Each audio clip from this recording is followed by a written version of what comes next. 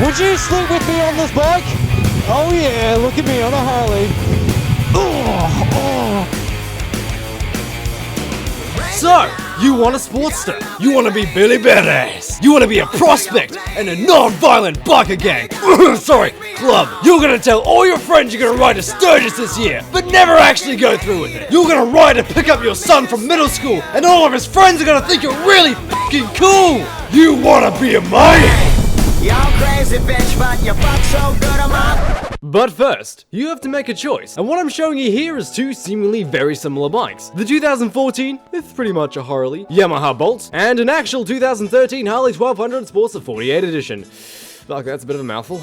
So what are some basic similarities? Well, to the eye's surprise, they both look very similar. Both have cock-throbbing V-twin engines, and you can pick up both on the used market for under $8,000. Oh.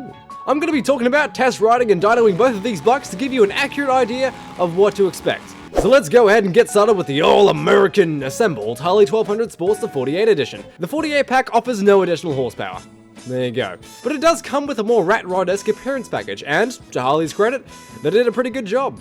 You get a low seat, fat wheels, and an irritatingly small fuel tank. But god damn it, shiny. It's a damn fine looking machine, might I say. Anyway, let's hop on it and find out what it's like to ride, and discuss a little bit more about the specs. Oh yeah, look at me on a Harley. Alright then, so, I'm test riding the Harley Davidson Sportster. And first thing you can hear is that it's fucking loud! This one has the always welcome addition of the Vance & Hines exhaust system. Love seeing those on Harleys.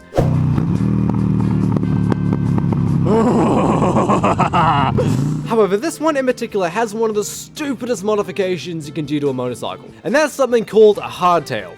A hardtail is basically when you remove the rear shocks and replace them with metal fucking bars. And trust me guys, you do not have to ride far to see the massive problem this causes. I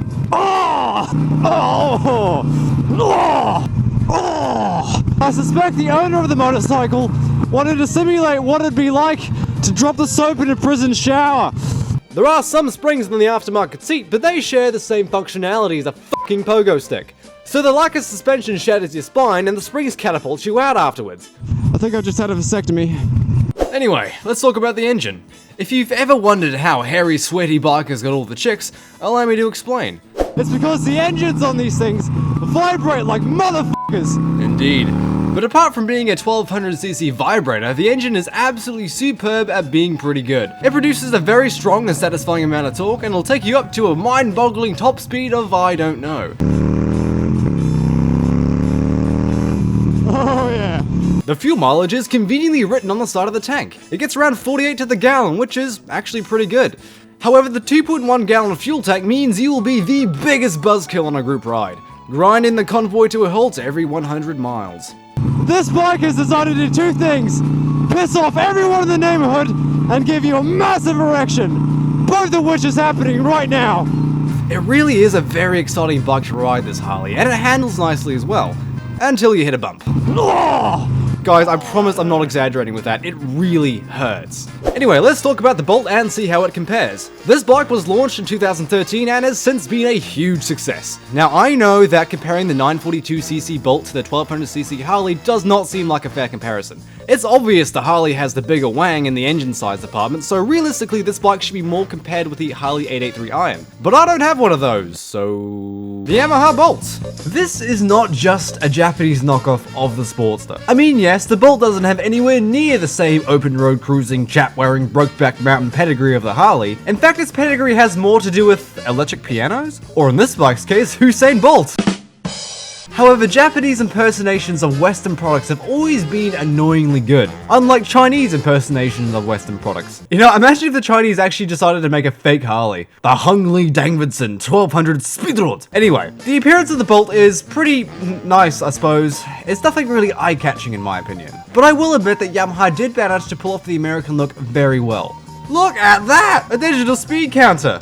Interesting. Unlike the Harley, this bike is completely stock, so this is probably the only part of the review that might actually be helpful. Anyway, let's hop on and see if the Bolt is any good to ride. So straight away, I can tell you the Bolt feels ergonomically larger. The handlebars are higher, the tank is higher, and the foot pegs are beside the engine as opposed to in front of them. And honestly, I prefer this kind of setup. It has a beer belly sized tank of 3.2 gallons and an overall taller riding position. The engine is a 942cc air-cooled unit. The engine in the Bolt actually turned out to be the biggest surprise for me because it's so smooth, like almost an unmasculine amount of smoothness. As a matter of fact, I had to red bomb the fuck out of a tunnel and call a Prius driver a pussy to feel like a man again. You fucking pussy! This is a lot less exciting than the Harley, but it's just so smooth and so refined and so crisp. It's just such a pleasure to ride. The Bolt is a very easy bike to ride. I highly suggest it for beginners. It gets about 42 miles to the gallon, which is slightly less than the Harley, but unlike the Harley, the Bolt's tank isn't the size of a fetus. Unlike the Harley, the Bolt has suspension at the back, and it's damn fine suspension as well. It handles the weight of the bike really well, and it's also fully adjustable. And yes, it is nowhere near as fast as the 1200 is, but that is perfectly fine because there is such a big CC difference between the bikes. So let's go ahead and find out how vast the difference in power is by putting these bikes on the dyno. First up, the Harley.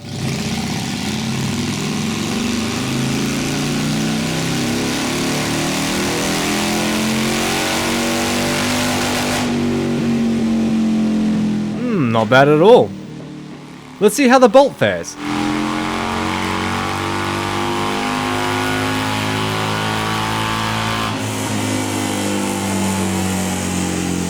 So there you go, the Harley produces more torque and horsepower over the Bolt. Big surprise.